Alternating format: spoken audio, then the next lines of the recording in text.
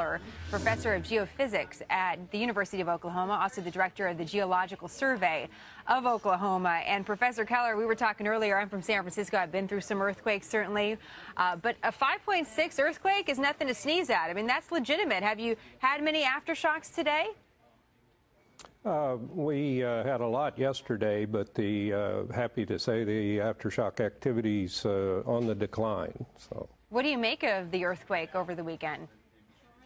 Well, we've had a lot of earthquakes in Oklahoma, and we don't have all these large faults up here in the central and northern part of the state, and it's a little hard to explain some of the ones we have had.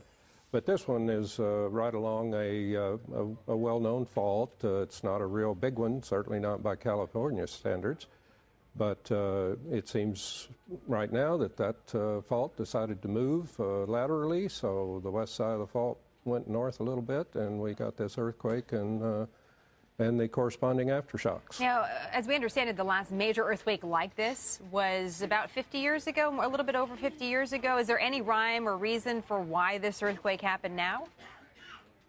Well, it's like anything else. This stress builds up in the Earth's crust, and particularly in plate interiors in the mid-continent regions like we are in.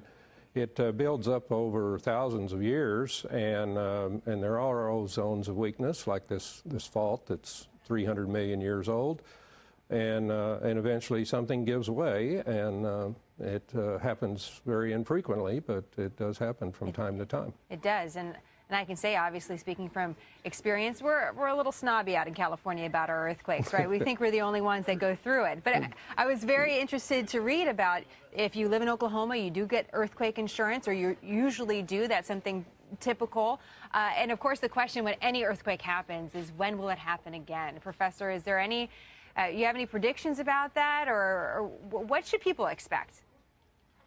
Well, the reasonable expectation, and of course, the Earth is very complicated, so we're all, when we make prognostications, well, we're always nervous because something different can happen. Sure. But I think with the die-off and the aftershocks, and I would think this is kind of the maximum stress release we'd expect in this part of Oklahoma, and that's over, and it'll move somewhere else, and another 50 years we'll have somewhere else. I just have to ask you briefly, because we've had so many sort of weird earthquakes over the last year. This one along the East Coast. Is there any connection to the earthquake activity? I mean, you mentioned the Earth is complicated, and I think that's very well put. But is there any connection between some of the earthquakes that we've seen?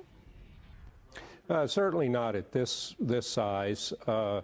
When you have these really big magnitude 9s, why there are some discussions out there that suggest they're so big that they may influence each other, but this size earthquake, they're independent events, very local actually. And they fascinate us each and every time we cover them. Professor Keller, thank you so much. Nice to have you today, sir.